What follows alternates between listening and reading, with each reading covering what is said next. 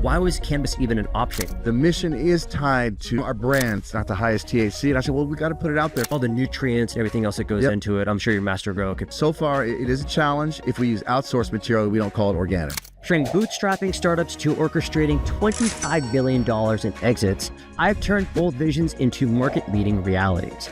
After dominating in tech for 25 years, I'm now applying those same scaling principles to revolutionize the cannabis industry. Whether you're chasing your first million or your next breakthrough, I can show you how to win. Today, we're diving into the story of Bob Patton, grandson of World War II General George Patton. He took his family's military and farming legacy and pivoted into cannabis. From a kitchen table vote to battling local opposition and strict regulations, Bob shares how Green Meadows became a beacon for sustainability and veteran advocacy. This is Resilience Reimagined.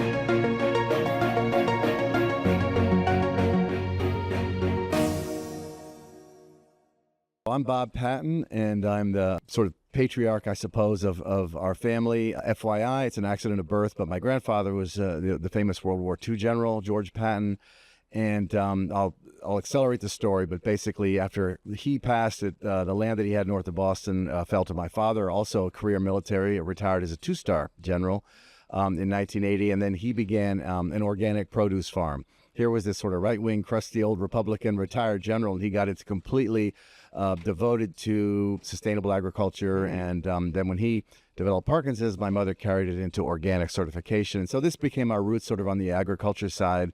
And on the military side, although I never served, I came close a couple of years at ROTC, but then veered another direction. But at any rate, my family sat around a kitchen table as my mother was getting into her late 80s and saying, I can't really run the farm as I have in the past. What shall we do? All kinds of subjects came up, like lease it, give it away, sell it, whatever.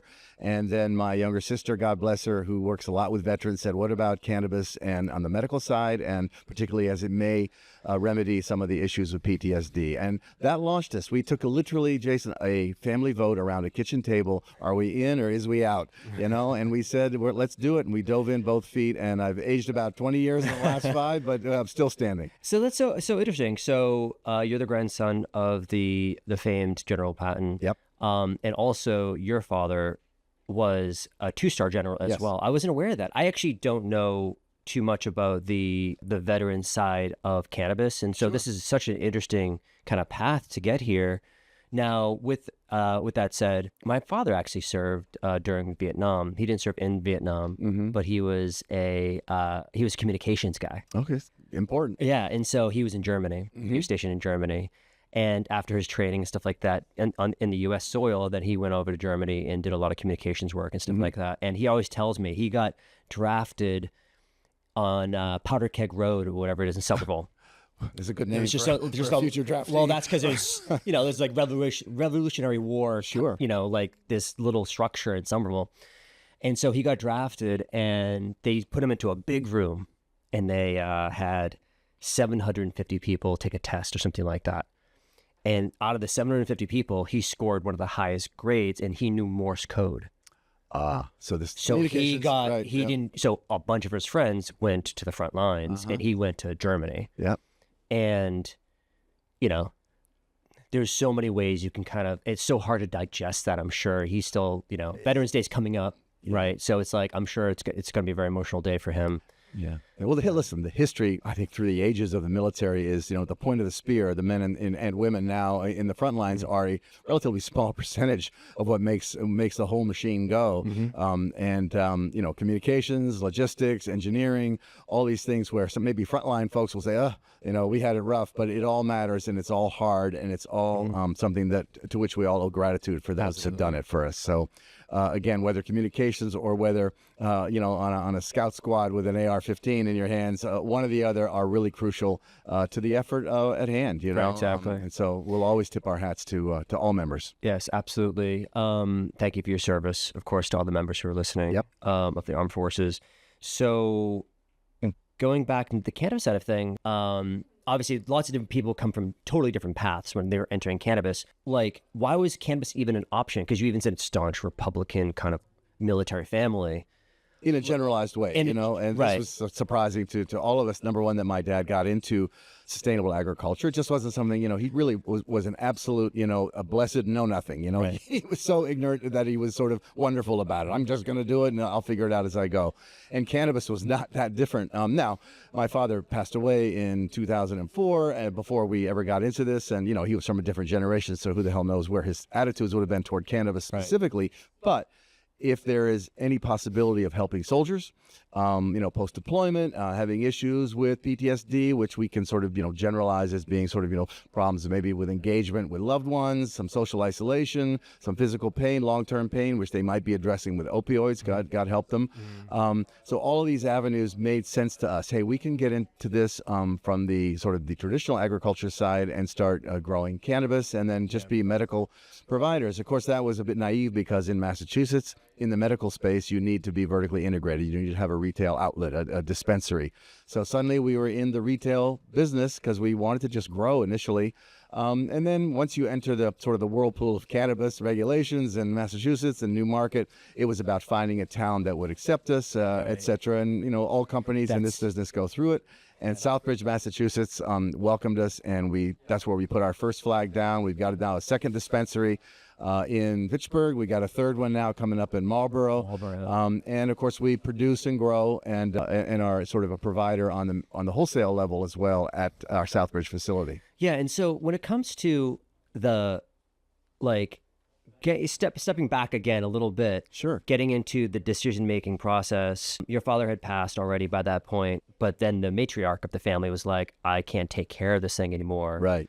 So agriculture in general is a very tough business to compete in, even, you know what I mean? Amen. Especially if you're a local producer. Like, what are your outlets? Yes, you can make some negotiations with local chains and stuff like that to carry your local produce. But, you know, when you're talking about scale and stuff like that, you just can't compete with farmers who have, you know, hundreds of thousands of dollars worth of tractors in just one field, right? That's scale, exactly. Yeah, that's when you get to scale. And so you can't really compete with those things. And so it was an interesting pivot. And when you guys, who brought up the vote? Who was the person who was like, I'm gonna... Well, as I say, it literally was us sitting around a kitchen table and sort of debating what would we do with the farm. And then the idea was put forward by my sister saying, hey, cannabis is we could really do this. It'd be doing good for folks. She was a believer in it. I've never had any issue with it. Of course, I was for legalization. You know, I'm a consumer. But on the other hand, I said, are we really going to take the Patton family, whatever that may or may not mean in the public perception, into cannabis? And yet we said, you know what? We can do it. My sons and my stepsons, I've been their stepfather for 40 years almost, so I don't even use the term, but they had business chops. We knew nothing about growing cannabis or selling it certainly at any kind of scale, much less at a single shop. But my sons did have some business background with startups and all, so we thought, well, we could find the experts. Easier said than done, but they're certainly out there. You're one of them, and that can help us sort of figure out how to launch this. And let's go at it. Yes, we want to do well, but we'd like to do good along the way too. And we've put veterans at the center of that. Obviously, as a medical provider, all patients that come in, civilians as well as military or ex-military that are looking for medical relief with cannabis, we serve them all, of course, as well as the adult use rec folks. We make sure we keep it fun too. But that's a mission that we've always held to, and we still do. Yeah, I mean, so vote gets raised, it gets passed. Was there a backup? Well, I have to say this. My mother was not in the room at the time. She knew all about this. We were going to have this discussion. When I called her, I said, yeah, Ma, I think we're going to go into cannabis. God bless her. Her first words were, over my dead body. So again, she was in her mid-80s at that point. She too has passed last year at 92. But her first reaction was kind of typical, right? And that generation. Right. And of course, once we got into it and started doing it, building, and then we're really operational, she's sending me packets of cutout articles from all the newspapers she reads of the benefits of medical cannabis, and that maybe in communities where even legal rec cannabis is available, drug abuse goes down, those kinds of things that we all read in the industry. She was in the forefront of sort of collecting that. So you really saw a sea change in her. And of course, she was biased. She wanted to support the family and whatever we did. Of course. And she did. But it's a funny thing because, again, that frame of mind of over my dead body, I've run into that countless times, particularly among my peer group. I'm a good deal older than you. And that's one of the most fascinating things about having gotten into the business, to see the really the cross-generational appeal, the cross-political appeal, the cross, individual identity appeal. It's, for those who find benefit in it, whether as a lifestyle or whether as a medical choice, there's a great common ground to be shared with all kinds of folks. And I've been so surprised and gratified to see in a dispensary such as ours, the cross cut of people that come in. It's astonishing and heartwarming. Yeah, I mean that's what we're doing. That's why we do it, right? Yep. That's like a core mission of ours as well. We always want to be doing a net benefit to the world. In reality, one of our core policies is do no harm. Yeah. Right. So we want to always try to be as helpful as possible and as beneficial as possible to the world, and especially in the local communities and stuff like that. So fast forward a little bit. Yeah. So the decision was made. You were like, can we do apples? Sure, but there's an orchard down the street. Like, let's do cannabis instead. Like, you started when? 2019 then? You said about 5 years? We started, let's see. We started exploring the idea. The actual vote, I know the date was August 19th, 2017. If you can believe it, it's just branded in my memory now. But then it took us a while to sort of get revved up. We went to one of those big conventions in Las Vegas. And of course, typical of the time, that would have been the late fall of 17 that we went. I remember they said, 2 years ago, there were 400 people here. And when we were there in 17, it was 18,000. And I'm sure it's about 5 times that now. It's like 40,000 last time I went. So It's astonishing, the growth. And of course, it reminds people of the early .com days and things. I mean, the gradual movement toward, available, tested, good quality, high quality medical and recreational cannabis is going to be ultimately national and global. It's happening. It's happening community by community. And we were excited to be a part of that. But after getting sort of our feet wet, just at the conference, walking around, going to all the booths, those that have, your listeners and viewers that have been there, they know these things. And you learn a lot. You talk to people, you collect a fistful of cards, and you go back and then you begin to research. And literally we had to kind of interview someone, because the first question that anyone would ask you, if you're going to grow, who's your grower? Right. And I realize now how important that is. There are wonderful growers all over the place. Particularly, we were organic and are organic, so that was a sort of a degree of difficulty and a specialization that was a little bit harder to find. And we interviewed a bunch of folks from out west that wanted to come east and try the markets in Mass and just move for whatever reason. And it started there, and then we found an engineering firm, a builder that had experience, and we just jumped in. We raised the money, either some through the family, all through family and friends. You can't get it in any sort of standard way, and pooled it together. And on the trust that they put in us, that's been driving us ever since to bring the investment, but also the mission of prioritizing the idea of hiring or educating veterans, particularly about the possibilities of cannabis to remedy whatever may be ailing them, and then moving into the rec space as well. That was our mission, and we've stayed with it. But I will say that we made every mistake in the book, and not all of them were the fault of our initial growers and contractors and engineers, but they shared in it, and but we're so much wiser for it.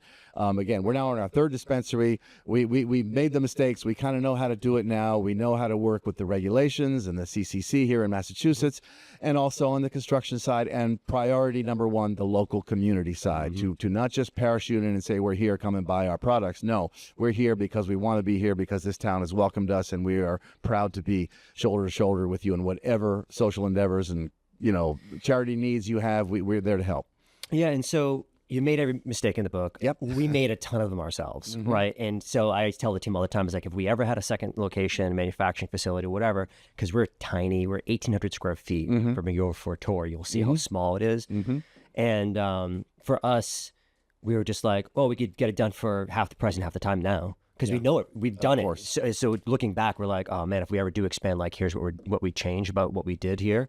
Now, because especially if you're new to the industry or even new to business, you rely on a lot of consultants. You have to. You rely on your master grower to tell you this is how it's supposed to be. You rely on your architect to tell you, yes, you need this point of egress or whatever to be able to make sure. So, but looking back now, I'm like, well, I would have, even knowing that is a law, but the egress, I would still design our facility differently. Right. I just would have, because now I'm just like, well, now we see the flows of in and out of the vault and inside the production room and how everything is, from one station to the next, and just making our lives way easier in that sense would be a huge benefit to us. So we'll see what happens in our second facility. But when it comes to your process, so went from 1 to 2, I would remember when you were just in Southbridge, Right. and then going to that second In location. Fitchburg, yes. So when you went to that second location, you also carried the medical license. Now we Yes. know the medical market itself in Massachusetts is shrinking, right? It was 150,000 participants 2 years ago. It's down to like 75,000, like at this point. I don't know the exact numbers, but something like that. Like continuing on to the medical mission, I applaud that every time. That is not a cheap license. It's $50,000 a year annual license fee versus what I pay as a MBE. I pay $5,000. So it's 10 times more expensive for me to enter that market. And you have to be vertically integrated still. So you have to have the cultivation, the manufacturing, the dispensary, right? Including extraction if you're doing concentrates. So you have to have everything, that full vertical integration to be able to even participate, which is just a huge burden on us to be able to do something like that. But you carried that over into the Fitchburg market. So like so they get into the second store. It's you're laying out exactly, the path, and also the implicit challenges which were there. And again, in Southbridge, it was a dispensary. It's a former 18th century mill building. It's a mill, right? One of the classic, with 20-foot ceilings and all. So it was very industrial, and we sort of incorporated that into our retail look, which is attached to the cultivation and manufacturing center. Of course, listen. It's all expensive in cannabis getting involved, but the dispensary side paled next to the cultivation and the production side, of course. But what happened in Southbridge, again, we used an architect that had done facilities, knew the laws, egress and such, vault side, all the kinds of things that you have to look at, and cameras, all that thing was provided by the architect. In Fitchburg, it was one of those projects where a local person had carried it forward on the local permitting side, and also on the architectural design. A completely different space, a brand new 3,000 square foot space is what we did in Fitchburg. Completely different. We did try So it's ground up build. Wow. It was a space. It was part of an inline unit. It was a brand new box in a larger group of boxes, but a really nice part of the city of Fitchburg. And again, they welcomed us. It starts there, and then you say, okay, let's find a good place because these people are so great to work with, and so you begin in that area, and we were then able, just as you said, using the experience of many mistakes made in Southbridge, because the architect, great as they were, weren't perfect, because they're not really doing it every day. You learn the kinds of things that are just better design-wise, more efficient, more comfortable, both for your staff and for the folks that come in. So in Fitchburg, we looked at the design that had been done. We revised it, just as you would do yours now. We revised it. We changed it around. We ran it by the local police department to make sure they were squared away with it, made sure it was compliant. Bang. Same thing is happening in Marlborough in the build, which is now, is it live? It's up. Oh yeah, we've got walls going up now. We hope to be open, late winter next year, and then that's on the construction side. Again, now we absorbed another plan which someone else had carried forward to a point and then couldn't go forward for whatever reason. We took over that license, and then. Again, we don't want to re-permit the whole thing because it was based on their drawings. But again, going in there and saying, hey, we would like to make a couple of changes here, nothing major, just because our product flow, customer flow, whatever it might be, and no problems there. As long as you're compliant, people are open to it. But these are things you learn by having made the wrong choice in the first cases. And then on the medical side, you're right. Medical is shrinking, and it is a hefty check that you got to cut at the end of your licensing period, $50,000. I always have a sharp intake of breath when we write that check. But for us right now, the mission is tied to our brand is sort of related to I think that we began in the medical space wanting to be a healer, wanting to contribute to the toolbox of remedies for folks that are suffering symptoms of PTSD, long-term pain, whether ex-soldiers or just civilians going through that. We always wanted to make that very much a part of what we do. We never want to take the fun out of it. It's weed. It's all those good things too, where the adult use side comes in. It's wellness. It's lifestyle kind of happiness. That's all tied into health. But on the strictly medical side, the piece of paper that says you're medical, we said, you know what? We'll grit our teeth, write the check, because we want to be one of the ones that said, yeah, we do want to provide, because those that come in looking to save on that tax money, looking to save on whatever they're having to put out that day, and then get more product, get more potent product that will address their conditions, we're glad to be a part of that, and we will continue to be, because it's our brand. Yeah, and so that's, for the listeners, medical allows you to purchase more in one shot. I think on the adult use side, it's an ounce, right? And on the medical side, is it 10 ounces? I don't know where the rules specific exactly rules, are, but it's a lot more. Compliance people. Yeah, but you can have up to 10 ounces, I think, a month in total or something like that. But you can just purchase it in one shot, I believe. Don't quote me on that either. No, my attorneys are gonna shoot me. No, plus the CCC is always a moving target with their regulations anyway. Well, and they're always changing. And then the other part of it, though, is you can actually have stronger, for instance, edibles. Yes. Right. So you're not limited to 5 milligrams anymore. Now you can have a 100 milligram chocolate bar in one sitting if you want to, and whatever. So we're definitely big fans of that too. I postulate that we would still be in the drinks market. Because we fully switched to syrups and drops and stuff like that and tinctures. We would still be in the drinks market if it allowed for higher potent drinks. That's just simple. But since vertical integration is a requirement of the medical market, we just were like, we can't. I don't want to own a store. Yeah. Right. Just like you were like, and you just wanted to grow it, right? Yes. And actually, reversing back a little bit, what happened to that land? Because you had land, but then you ran into the municipality issues, right? The land that had belonged to our family since my grandfather bought it with his wife in 1928. It is on the North Shore of Massachusetts. It was just a town that once we came forward and said, yeah, this farm that you all love down the road there, Green Meadows Farm, it was called, which is the name we've taken for our current company. We're going to add cannabis, and we're going to go through the process. And the Board of Selectmen, unanimous in support. We had a right to do it. We had the agricultural right. It was zoned, so where we were able to do it. But we had enough deep-pocketed people that said, we're going to fight you every inch of the way.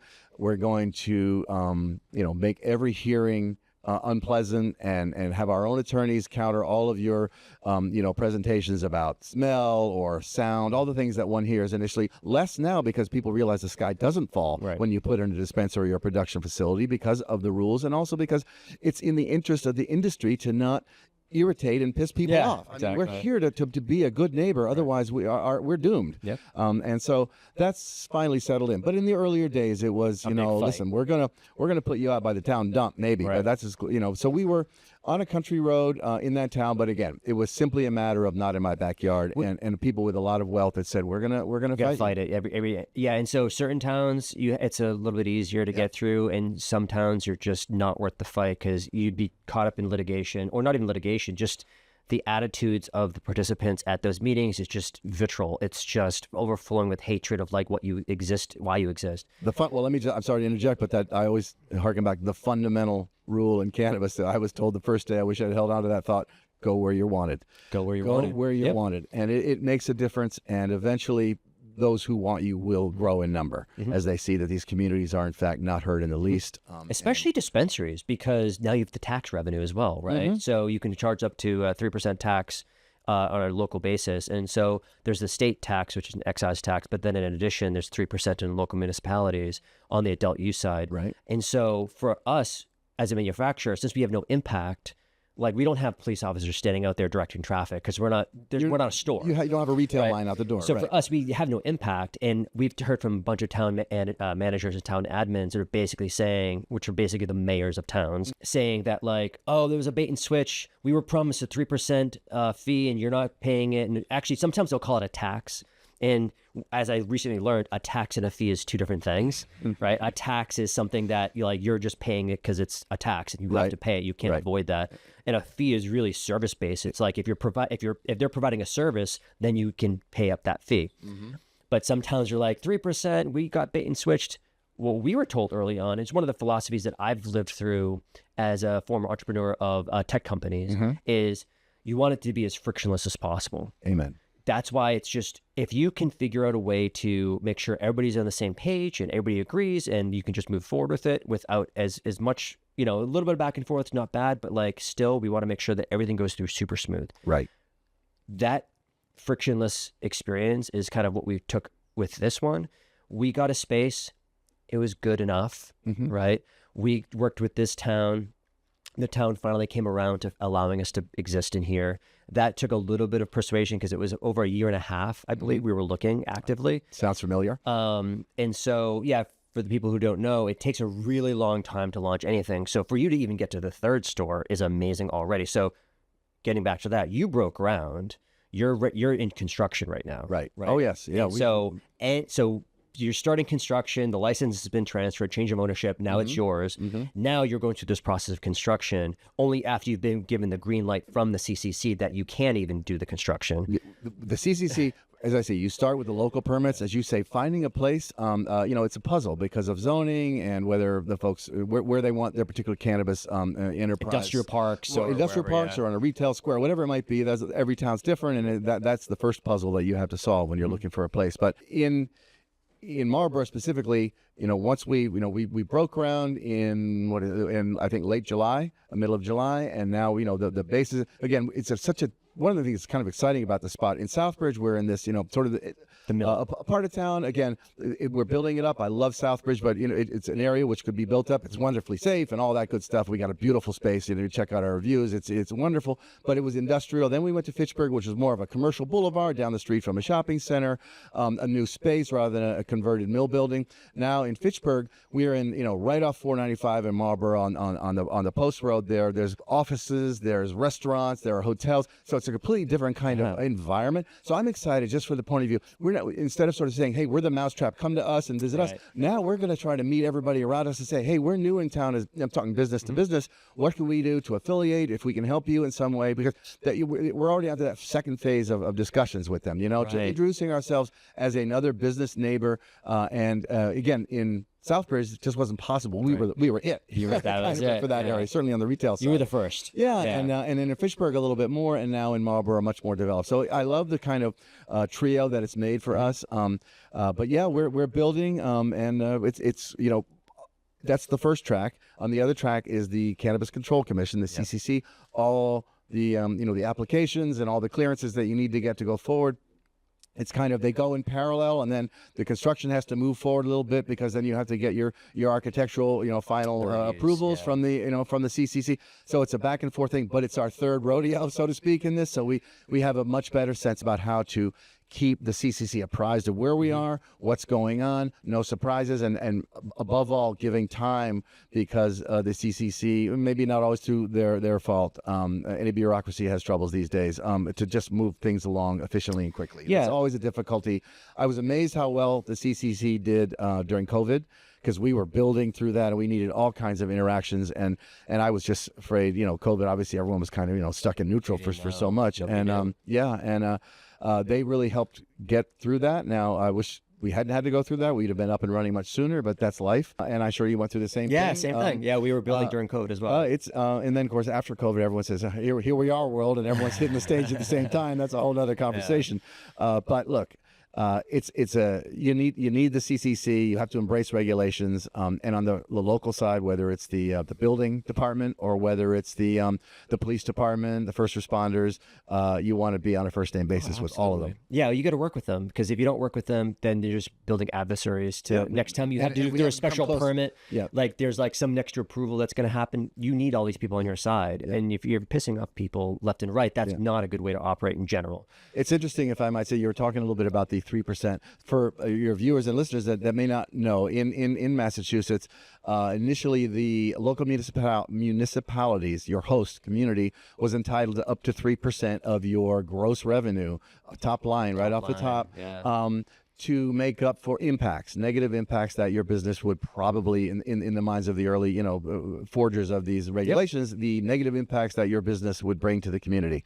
I.e. drug use and whatever else. Well, those negative impacts haven't shown up. They were anticipating maybe you'd need more police cars or more police presence or whatever it might be. Rehab centers or something crazy. Right. Yeah. And so the issue is that those haven't really arisen, but many municipalities still got used to that 3%. Right. No fault on theirs. I mean, if we were in their position, we'd do the same thing. You take the money. So you have now, all you can have is conversations built on whatever hopefully good relationship you've had with the town and city halls wherever you may be. Sit down with them and say, listen, what can we do? We're not going to stop being a community supporter, a charitable giver, and whether that's enforced as a fee or whether it's something that we want to do sort of, voluntarily, let's work together. But to immediately assume that it's going to be 3% off the top, and municipalities are getting away from that, and the CCC has empowered the companies to say, we need to take a second look at this. It should not be automatic. So again, far be it for me to say that Green Meadows or any other company is now going to just not be contributing to the community, because they are.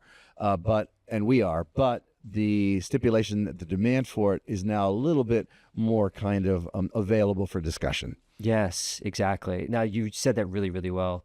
You I mentioned looked into that. Who knows? Yeah, exactly. Well, no, here exactly. That's how it works sometimes. The speaking of Green Meadows, that was the original farm name. Yep. And you carried that over. You could have easily called it Patton something or whatever. Why did you choose to? You know, we do have a line now. It's Patent Reserve, which is a CBD only nice. line that we make. A body rub. We have a tincture as well that we do. CBD only though. No, we don't do THC in those. And so that is the brand that we've given our name to, and honestly, it wasn't the idea. Like, we didn't want to lead with our name for reasons of shyness or whatever, because we're proud and loud about being in cannabis and being proud to say we run this really right, and we do good for the community. So that's not an issue. But initially we called it Green Meadows because we were organic. That was my father's sort of ethic, and we carried that forward into our cultivation style. And we just said, listen, the old Green Meadows farm is no more. Those fields now been leased to other farmers. That's not there anymore. We took the name and applied it strictly to the new enterprise. And so when you're talking about, like, you mentioned organic a few times now. Yes. So is your full grow organic? Yes. Wow, that's amazing. So like all the nutrients and everything else that goes into it, I'm sure your master grow could probably explain all that it's stuff, something that, and they say we can go to salts and we can maybe do a little more yield or a little more potency, but so far it is a challenge. And we in our manufacture side, if we use outsourced material, we don't call it organic. If it comes from our flower, and you can put then it's organic. Would you ever go? Can you get certified organic in cannabis? No, you can't. So there's no possibility. It's within there are a couple of the names escape me now. That you submit yourself to their sort of oversight and show and report what your inputs are and what your procedures are regarding cultivation, etc., and how you keep your facility, which is obviously really important. And so we submit on those lines, and we make sure that we are certified within the industry, because because the product itself is nationally illegal. Right. We can't go to a national certification. Got it. That makes more sense. And so, would you ever consider outdoor? Yes, we have. I was gonna say, because you had a farm at one point. We did have which a farm. Wasn't an indoor farm, I'm assuming. We did have a farm, and again, at this point, to be honest, there's such a glut of product out there right now to contemplate whether, to jump into outdoor. We'd love to do a zillion things, but we have to be conscious of there's a lot of cannabis product out on the market, grown and produced in Massachusetts. And, and we have to sort of recognize the fact that drives costs down, and therefore you can only do so much expanding, in the beginning. So would I love to be an outdoor? Of course, I'd love to bring that because we know outdoor organics from, traditional agriculture. Right. Again, it's on the to-do list, but we have to look at what works right now in the current market. The industry's going through its changes right now and its difficulties for sure. And so we just said, let's stay in retail where we're getting a real good name for ourselves. Let's make sure we're a good community partner there, and let's produce, the gummies and things that we're producing, the vapes, etc., on the manufacturer side under the Green Meadows logo and other logos that we have. Exactly. So that makes more sense, because it's really about focus. You're right, because if you have to spread yourself super wide, now you've got this outdoor grow, you got to manage all of that, potentially a bunch of additional team members involved, a lot more costs involved to sell a product that for better or worse, like, some people find that outdoor is inferior to indoor too. So now you got to fight that battle too. And it's just like, And on the other side, someone will say, "Oh, but that sunlight, you can't beat Mother Nature." So listen, that's what I'm saying. It's like, it's either there's a place for both. Right, exactly. There's a place for both. And there are outdoor growers now in Massachusetts. Everything really started indoors, but outdoor just came out over the last few years, and it had. I think there's I want to say like 30-ish. 20 to 30-ish people who actually have outdoor grows now. So it's like number 24. I saw it the other day. I can't remember it. But when you're talking about like your products and you're putting out things, like, what was your first? Were you just selling like eighths in the beginning? Yeah. We were just, and we wanted a wholesale from the start, So we were also trying to make it available, and we really spent a lot of time, trying to penetrate, all the dispensaries. But really, again, we said, let's just grow. And then we added into, we added an extraction machine, so we were able to do that. We made some other things. We made some bubble hash and things like that too, as we were going along. Do you still have that? I think we do not. Right. I think we don't provide bubble hash now. We did that that was our first concentrate that we came out with. But now we just really settled into the vapes that we produce, particularly the full 1 grammer, the tank, and now we're doing the double can, the 2 gram. It's called Stellar. That'll be coming out very soon. It may be on the shelves, I think, probably within days or weeks. I think we're that close. And a lot of that has to do with hardware too, because these larger vape canisters, they can get clogged up over time, and so you really have to make sure you got for multiple uses. You're going to potentially clog these things, and so you really have to be confident in your hardware, because the last thing you want is somebody being like, "Hey, this doesn't hit anymore," and there's a gram left in it. You're absolutely right. And this is and again, we start with our own team to making sure that we vet these products. And the same outfit that's provided the tank, which is really, really popular in the state, partly because of obviously what's in it is number one, but does it function properly, and do you get your money's worth in terms of the thing operating? Because it's a disposable ultimately, as is the new 1 grammer that we're doing. I'm sorry, the double canister that we'll be coming out with. So these are issues that in a business, again, and a glitch is terrible. If you suddenly have a product that you've put out all over the state and it's starting to misfire, you've got a problem. And so this is welcome to, you're running a startup. You know what it's like. 100%. Yeah, recalls are never fun. I'll tell you a funny story. I was actually reading about, NVIDIA, which is the big company that makes the chips for AI. It's this huge, it's come out of nowhere, and it's a massive company. And the founder, Jensen Huang is his name. He's now a multi-billionaire. But they said, was it worth it? In this company as a startup, and because now you're one of the richest men in the world. You think, of course, it's all great. He actually, in the interview, I'll never forget it. He said, I'm not sure it was, because it takes a lot out of you. And he said, how many times did our next product launch, that was coming out, determine our future? And he said, I lived a long time that way, and it was costly in terms of, what it does to your mind. And I'm not putting Green Meadows or your company on that scale, but it is hard. And you do go through difficult times when the markets change, or when you have a crop that doesn't come in as you hope it will come in, and suddenly all those numbers change. These are things that just happen in an industry, and consistency as you scale up is the number one challenge, I think. Consistency of quality, you should say, as well as being a good employer and a good neighbor, all the good things we talked about. You got to get down in that room and say, how are we doing today? What are the numbers like? And it's just part of life. And in cannabis, it's particularly interesting because cannabis culture is always going to be like, listen, hey, tomorrow's another day. It's cool. We're all in this together. And I love that. That's why I enjoy this business. But it's also like, how did we do this week? Not so good. Let's sit down and figure it out. Things get serious. And when you can find that balance in your company where you do have the cannabis idea, like, hey, this is the frontier. This is a new industry. We've come out of the shadows, and this is a product that we all love and adore for a lot of different reasons. But, oh, by the way, we got to hit our numbers. That hybridization of those two impulses is really tricky, and it's been gratifying to see how it integrates in the cannabis world. Yeah, that in particular it's the price of innovation, really. You move fast, right? And when you're talking about like chips in an NVIDIA kind of situation, you're talking about something that they've been planning for a while now, and they finally, they're ready to put this in a production run to actually put out all these chips, like 1 million, circuits. And then, I could imagine the amount of money they have to put into that, just the manufacturing part of it, to hope to get all that money back and then some, right? Right. And I think the one thing that people don't understand with cannabis, especially people who have never grown it themselves, maybe they're consumers, but they've never actually grown it. The plant itself it's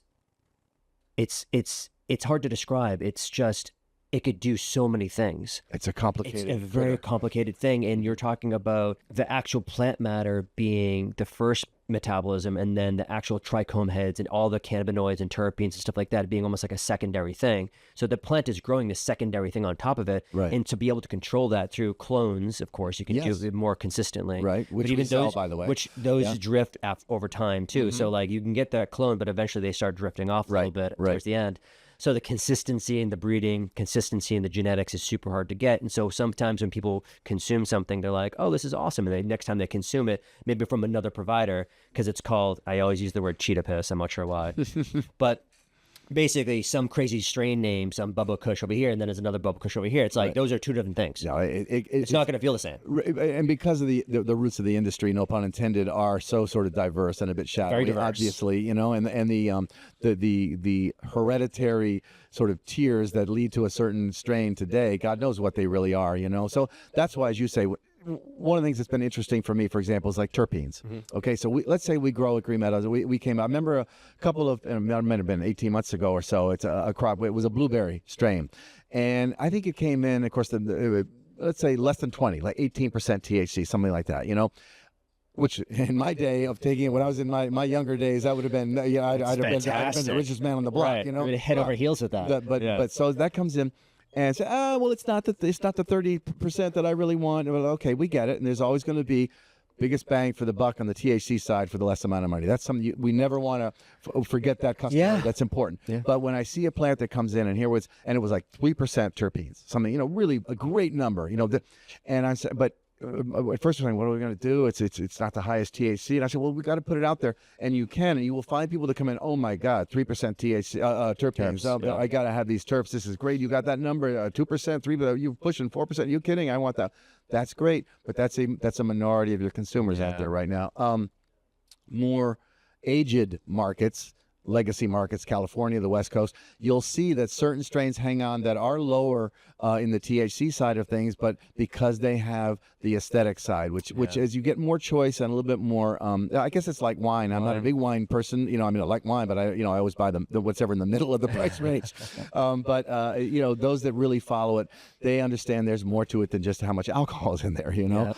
So this is again part of cannabis. As you could see sativa and indica. Yeah, indica is the one that makes you sleepy. Sativa, those generalities. There's someone that will take an indica and they'll be wide-eyed and bushy-tailed, and there'll be someone that take a sativa and they'll want to sit down and watch, a Walt Disney movie. Well, that's the thing is the biochemistry that's involved within your own internal biomechanics, but also just the way the plant represents itself, from cultivar to cultivar. Is so dynamic that there's not really any consistency when it comes to that unless you get it from the same provider every single time. And what I always tell people is, especially new consumers, is it's about set and setting. Mm-hmm. I borrow that from psychedelics, but it really is an important thing. It's like if you're in a great mood and you're feeling really good and you consume an indica, you're still going to feel really good. You might be a little more relaxed, but you're still going to have that kind of about you, right? Right. And then we talk about the edible side of things, where you consume an edible or a traditional edible, for instance, you consume that, you kind of don't know what's going to happen in many cases, right? It's just like you get what you get, and you're on that ride, whether you like it or not. You're exactly right. Which is why we moved into fast-acting products, right? Because then you can kind of consistently dose, and everything's much more consistent because it mimics more closer to smoking it versus actually eating it. So that's a very big difference in our products versus a traditional edible. But we faced a very similar issue where now it was an 18%, like your blueberry strain, but ours was our beverage enhancers, which are low dose. We know there's a lot of people who love our beverage enhancers who want to put it into any drink possible. They want to put it on their pocket and go about their day, but it's a lower dose product, right? And it has a premium price tag on it. So for a low dose product with a premium price tag, because it has all this beautiful technology inside of it, for a lot of consumers, certain stores crush our beverage enhancers, and other stores are like, it's too low, because there's buyer education also. They're like, it's too low, or it doesn't perform, or whatever, because the bud tenders aren't thrilled about selling it or whatever. Right. So like you said, we realize that the market exists where people just love THC. Yeah. And they're going to get their best bang for their buck. And so that's where Good Vibes comes in, where it's really 500 milligrams of THC in a 1 ounce bottle at a decent price point. Yeah. And it'll get you there, right? And for some people, I talk to customers all the time.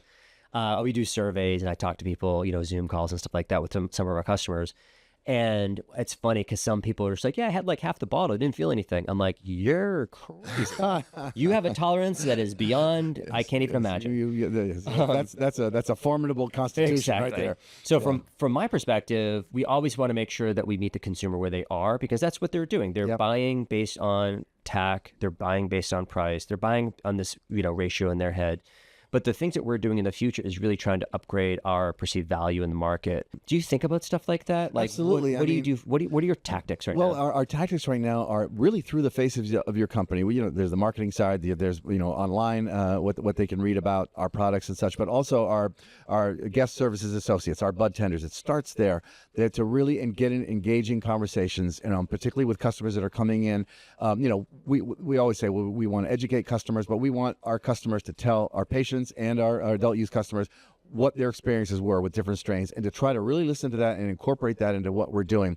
And And also I try to read older markets and how they've gone through these changes. And you see, for example, in California, I actually read an article about the blueberry strain and say, why is it still popular in California when it tested 17%? And they said, because in California, there's such a history of cannabis, and that develops a kind of a connoisseurship of cannabis, as to understand, yeah, there's sometimes I just want to get blasted, say, a consumer is thinking, or do I want something which just brings, it's flavorful as I take it, it's gentle, it gets me where I want, and there's something aesthetic about it. And that's the older market, and that's just people coming and saying, hey, listen, if they want to get higher, take a double dose or something. But if you want to have an experience which isn't just based on that, it's something about sitting down, the equivalent of a nice glass of wine, or in my case, a nice little couple of fingers of 12-year-old scotch, that'll work too. But something that has got a little bit of a finer point on it, that's not for everybody. It's not for me every time, And it's simply that the clientele in Massachusetts, a relatively new market, is just, and also the economics of the time are such that I just, ultimately cannabis, I use it for what it brings me through the THC. So that's what I want to spend my money on.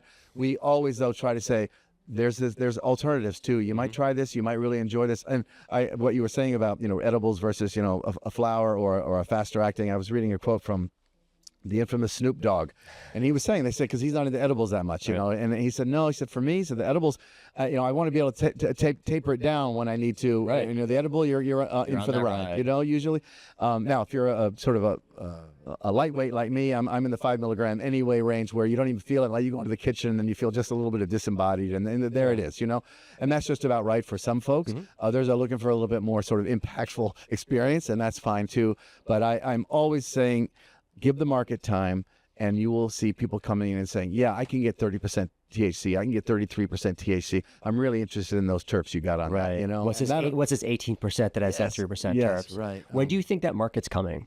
Because I know everybody's talking about craft, and craft is always going to exist. And I believe craft will always exist, and especially as the market matures, because I also, very similarly to that wine analogy, it is one of the situations where there's, to use that same analogy again, you don't go to the store and be like, give me the highest proof tequila you have, because I only care about the percentage of alcohol. That doesn't make any sense, because everybody would be drinking Everclear.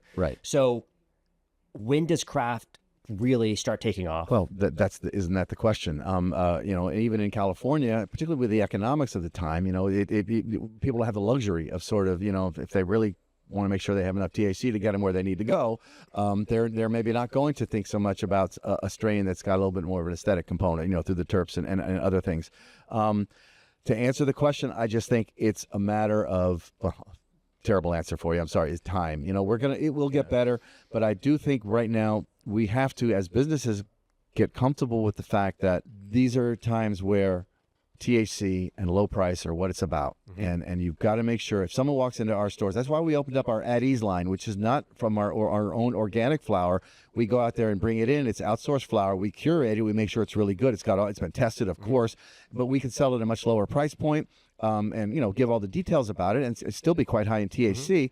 But I don't want anyone to be able to walk into a Green Meadows dispensary with $15 in their pocket and not have something to purchase. You know, so you have to do that. And I can say, "Oh, I'd love to be the Sam Adams to the Budweiser." Nothing against either company, but we have to survive in the market. We have to make sure that we give the people, the customer, what the customer is asking for, what the patient's asking for. So we're kind of stuck in that loop now. We'd love to devote ourselves to a particular strain that we think will really be delicious and have a wonderful experience. But hey, it doesn't test all that well on the THC. Maybe we better not take that chance. That's a 4-month commitment, and we're gonna drive it through, and then we're gonna send it out to testing, and God knows what testing will say about it. I don't know how your experience has been with testing. Ours has been pretty good, but now and then you get a shock, and those shocks are expensive. Yes. If you get a crop that looks great and everyone is saying, "Oh my God, this is our best," and then it comes back and it's mediocre in the testing. It's like, well, shit, then we got to change things up, and it just changes all the calculations, and it's difficult. I'm not complaining. I always make the joke.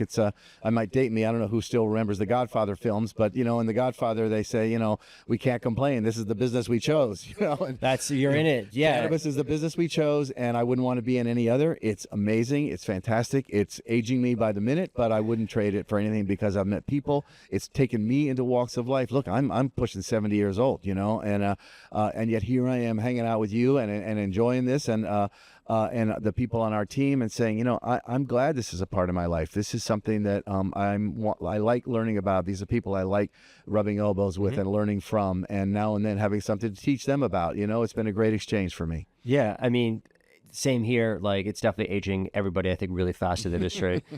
But when I think about, different brands in the market, you're differentiating yourself through multiple brands, as you mentioned. You're also importing some additional stuff to rebrand it, like your product. Exactly, and also through the wholesale channels as well. So I guess, what do you like? Is your number one flower still? I'm assuming most stores it is. Green Meadows products lead the way for us, and more we are keeping our flower for our own stores. We know we've had to cut back a little on cultivation just because of the market realities. So we can always have it available in our stores, but because people like variety and people deserve to have the products that they want. So as we talk with our patients and our customers, we make sure that we have what they want. Also. How do you determine, like, if you drop one? Well, how do you make those decisions? We have a really good. I mean, my two sons that are actively every day. I have 4 sons total. One is not involved in the company.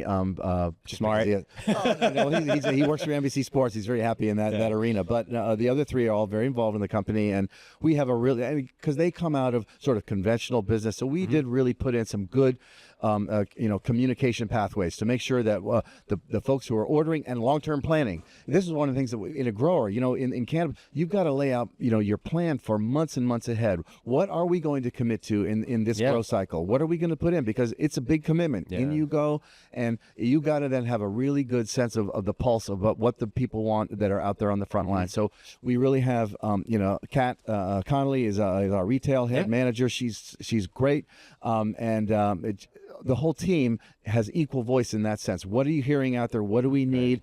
What if we let something go, we got to cut some things back. What should they be, and what dare we not get rid of, because we got good partners to work with and people that want to buy it. Yeah, because there's also the wholesale channels as well. So beyond your existing store, and you have to support now 2 stores, but now soon to be 3 stores. A third, so a third store by the end of around wintertime next year. Yeah, we hope late winter next year. Yeah, early spring. You'll have.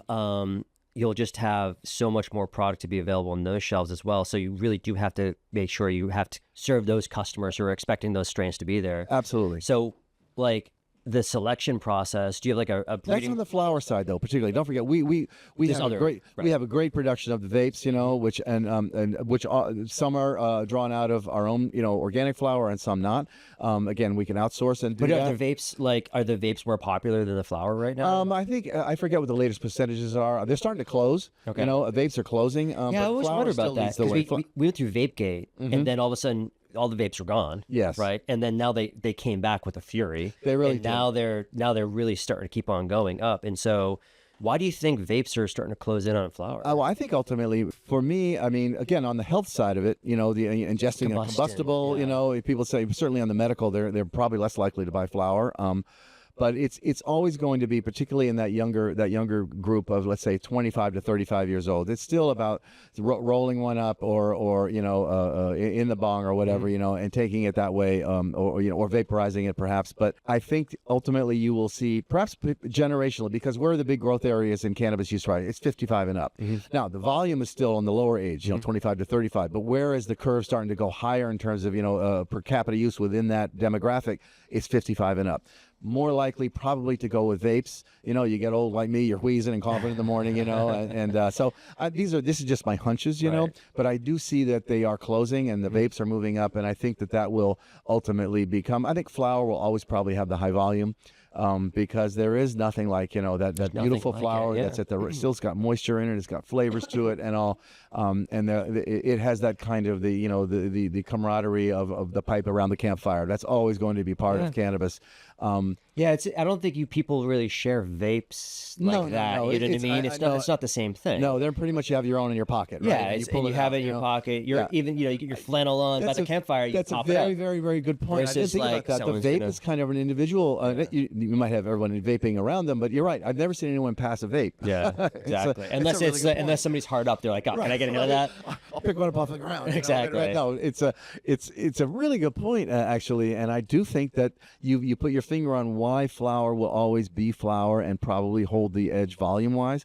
But I think gradually you'll see those lines on the graph start to converge, because there will always be an equal and growing amount of interest in just taking a smooth vape that leaves your nice clean taste, and out it goes. Yeah, and I think that's what a lot of it is that clean taste, right? Because depending on how you're combusting it, you get, if you're rolling in papers, it's a lot of very ashy kind of experience. And you kind of taste the smoke, like an ashtray after a while, like that smoke. It's not the same terpy, beautiful flower that you were having, and all of a sudden halfway through the joint, you're like, oh, it's starting to like there's a fine line where you pick up that roach that's been burnt right through. I mean, that's going to be different than that first sip of a really nice pre-roll or something. But what you just said, though, I think is important about the social side of it, about the camaraderie. And again, this is sort of paying proper homage to the past of cannabis, which is a certain, group of people, maybe in a clandestine way, getting together and sharing this experience, at that point, because it was extra legal. Right. It was outside of the law. But now it can be done. And I think you're it's hearkening back to what was, again, sharing a pipe around a campfire. That will always be part of the experience. And I think that's represented most in cannabis flower. I love that. That's fantastic. So, well, you found it. It's the image I credit you with. Yeah, but I really do feel like you're painting a really great picture of that campfire, though. That's where that social aspect comes in. And now that it's legal, there is still always that apprehension, like, oh, let's go outside, like around the corner and all that stuff. But let's talk really quickly as kind of like almost like a final kind of few points on the marketing side, maybe a little bit. Like so you're saying that there's a growing audience, maybe 55 plus. Are you actively targeting those audiences? Like, what are you doing right now to like bring people into your stores? I think right now, the campaigns that we run, we obviously tie them to social consciousness, for sure, leading with veterans and trying to make sure that veterans know that whatever we're allowed to within the law, we bundle as much as possible. We discount particularly on the 11th and the 22nd of every month. The 11th because November 11th is Veterans Day, so on the 11th of every month, we have a special bundles and discounts for veterans. And likewise on the 22nd, because of the horrible, it's a generalized term. Some people say it's much worse, but that basically 22 veterans a day are killing themselves. Horrible to even contemplate. So, that's why we have those 2 dates as our particular days in both dispensaries, and soon to be a third where we give those discounts. But on the marketing side, it begins in the new strains. People love what's out there new. But again, it harkens back to the market reality of bundles where we can give you more for your money, loyalty programs within the regulations, and saying, hey, this is a good product. This is how it's been tested. We're selling it at this price. I mean, it's no different than selling out the back of a wagon, I suppose, in the old days of the American West. I mean, this is retail. You're out there. You're reaching out, but you do try to build a sense of when you come to our store, the experience is worth the extra 15 minutes that you could drive by another store, to come to us. That's where it's really about, to come in. And I credit our GSAs and our managers at the retail side. They're our face. Obviously, on the wholesale, we want to make sure that we have great people that can get companies what they're looking for from us, and vice versa. We can get from them, but our face is our medical and adult use engagements with those customers when they come in. And so on our marketing, we try to address that. We address it through, again, discounts, bundles, and also pop-ups that maybe have a certain orientation toward veterans. Maybe it's a small veteran-owned company. We want to make sure they can come in, so we'll highlight what they're doing, and a little bit of sort of helping each other. That's where we were helped a great deal in the early days by larger companies that might not have wanted a competitor to come in. And I've always tried to be as open as I can be about that. I mean, we have stores in Southbridge. We have 3 now that we didn't used to have. Right. And I'd love to have retained that business. We're doing quite all right in Southbridge, but it's still every day's hard. Actually, let's talk about that real quick. So when a new store enters that market that you're already in, do you like, are you I'm sure your general manager, your GMs and stuff like that are like looking at their menus, like what's going on over there. What are their pricing? But like, how do you see immediate dips? Like, I've never been in that situation, so I'm just curious. No, you absolutely do. Yeah, so You there's a dip absolutely do. So they launch because people are just checking them out. We were the first in Southbridge, and 3 more have come in, and our business is not what it was. I mean, it's you have to sell more between that and the price drop. The price is going down. So it is competition. It's but they've come in, and our numbers have stabilized nicely, and all our stores are doing. Everyone wanted to do better, but I'm pretty pleased with how they're doing. Fitchburg, there were 4 or 5 in the city when we came in. We were the new boy. You were the guys. We were the new kid. And so we went through that about, hey, come on, we're not here to make enemies, but we're going to market ourselves, and we're going to, try to have sell at prices that people will come and check us out. The medical helps there because not everyone is medical because of the constraints against it. And the number one being a $50,000 check you got to cut every year to the state, $50,000, and to be vertically integrated. So that's another that's a differentiator. And we all. That gives us also an avenue of marketing because we go to senior centers now on the medical side, particularly, and veteran organizations, and we say, yeah, you can come in as an adult use customer, but we help them get medical cards, or at least it's all pointing them in the right direction. Pointing them in the right direction to get a medical card from a doctor, a registered doctor. So that's all part of the same idea about getting people to come and check out our store, and hopefully then coming back. And you attack it in every way you can. In Marlboro, there are a couple of players in the city, all right, not quite in our location. I think partly because they came in the early days where they put you in the not great location out toward where isn't the great traffic because we didn't want children seeing a cannabis sign. Well, now we understand that those conversations with children, and I have 9 grandchildren, are very, very healthy and very positive. Where suddenly, no pun intended, the grass is not necessarily greener on the other side. It's 21 and up, and until then, we're going to have some hard discussions about your use of cannabis. And that's all part of what you do as a good company with a responsible attitude. Yeah, no, I mean, it's the maturation of the market, right? And it's funny anecdote on that one. I was at a soccer day event a couple days ago, and I ran into Jackie from Garden Remedies. She's a new business over there, and she just tagged me on the shoulder. She goes, "Oh, hey, how's it going?" and all that stuff. And we're just talking. Her son says, "Oh, who is that?" And she goes, "Oh, it's just I work with him in the cannabis industry." Like the word cannabis is just thrown out to like a 10-year-old, and he's just like, okay, cool. Like, not like, oh, how can I go get weed? And like kids don't think like that, and I don't think people realize. And that's what we want. We're just part of the industry. It's just another industry. We want it to be boring. We want it to be boring in a way. Just he's just some guy I work with in the cannabis industry. Right, and when the kid got the answer in one way, he's like, okay, cool. And when you drive, when the teenager drives down the street and he sees a dispensary, he's gonna say, I can't go in there until I'm 21. And if he does, or he tries to find it, he's gonna be breaking the law, just as if he was trying to get it. Turn him away at the door. Sorry, just as if he was trying to buy it at a liquor store. I mean, it's the same thing, and of course we're more rigid. Yeah, it's more rigorous than liquor store. You can't get in, and again, can't even see a product. And I mean, you're like us. You're in the industry. We're in the forefront of that drug education, and we're particularly on the hard drug side. And that's where I really find veterans most respond, where they say, all we were fed fistfuls of opioids for just the slightest professed ailment, and this wasn't good for me. It wasn't good for my loved ones. Just to cope. And when you have a different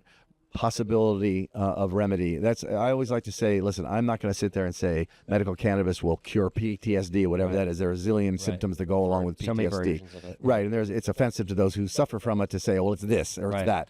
But nevertheless, it has these manifestations which opioids, maybe they level it out to the point where you're just comatose and you're not bothered by that technically, although the world is leaving you behind. On the other side of it, cannabis might just be the thing for you to still function, to still contribute, but also take the edge off in some way that's been hurting you, whether it's sleeplessness or whatever it may be. So I always characterize it as a tool in the toolbox, and it needs to be made available through the VA and all the rest. And because we've seen it, we know enough anecdotally that it matters.